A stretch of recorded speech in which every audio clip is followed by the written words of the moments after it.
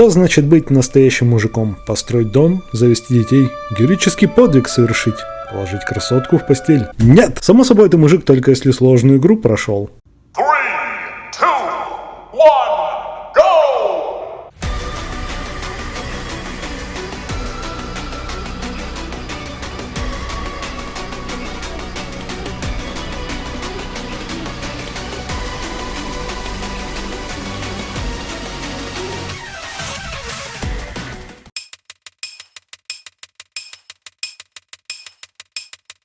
История Everhood начинается с того, что наш главный герой Кукла валяется в разобранном виде, никого не трогает, а какой-то синий гном ворует правую руку.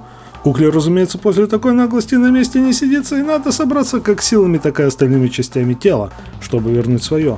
По пути к своей ненаглядной вы будете встречать самых разных несуразных персонажей в этом не менее странном мире, где вам придется время от времени выслушивать какой-то голос, который задвигает разного рода таинственную чушь вместе с гномиками, а все битвы сделаны в стиле ритм игр, где по нотам надо не попадать, а уклоняться от них.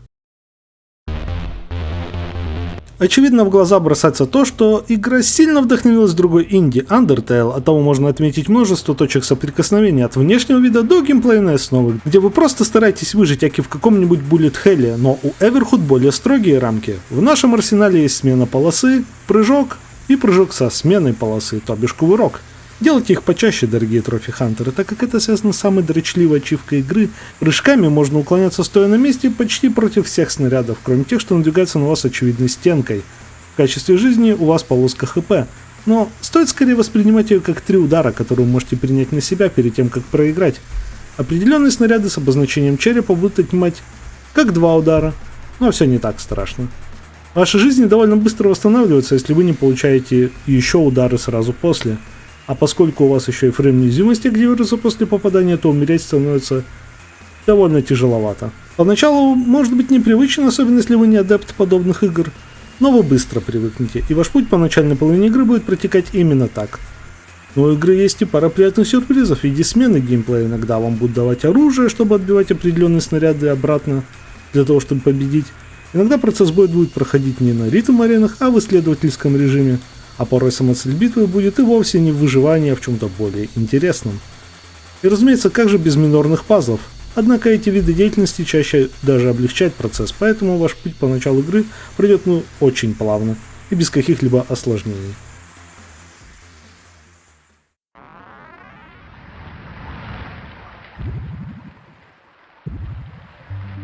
И вот вроде бы после всех этих приключений и знакомств вы наконец добрались до заветной цели своей игры, хотя то и дело определенные персонажи были не особо в восторге от данной затеи, а в иных и вовсе читался страх. Начинаются титры, и тут вам подбрасывают первый сюрприз. Это не конец, а начало. Ваша истинная цель все это время была в том, чтобы убить всех, кто обитает в этом мире, ибо души их страдают от бессмертия, которым наделены. Тут-то игроки начинают понимать, что тот момент, когда вам дали меч для отражения снарядов, был не просто забавной сменой геймплея ради разнообразия, а скорее тренировкой для этого момента. Разве что данная механика будет посложнее. Вы не можете сразу отражать снаряд.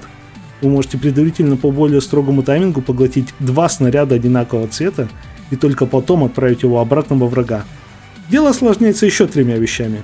Снаряды с черной основой нельзя поглощать. А также, если вы отправили снаряд по полосе, где много других снарядов, или вообще снаряд-стенка, то он не долетит до цели.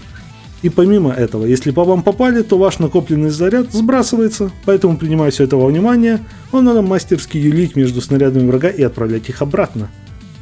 Как ни странно, я не считаю, что это строгое усложнение игры, так как на самом деле это еще один элемент защиты. Ведь теперь, когда вы можете поглощать снаряд, вы можете просто-напросто убрать его, не прыгая и не передвигаясь ни на какую другую линию. Опыт и возможность поглощать снаряды стала палкой о 2 концах. Более простые бои стали еще проще, а сложные бои стали сложнее. В игре ачивки за прохождение боя без урона даются как до получения руки, так и после, поэтому некоторые бои были удобнее с рукой, но в более сложных хотелось чаще сосредоточиться на уклонении, и поглощение использовал тоже больше как защитный инструмент, когда прыжок и уклонение уже не спасали. Кстати, не все персонажи будут драться в ответ, поэтому несмотря на то, что душ 30, драться придется не со всеми, да и вы не обязаны биться насмерть. Может, вы хотите проведать, что там заготовлено для пацифистов. Кстати, об этом.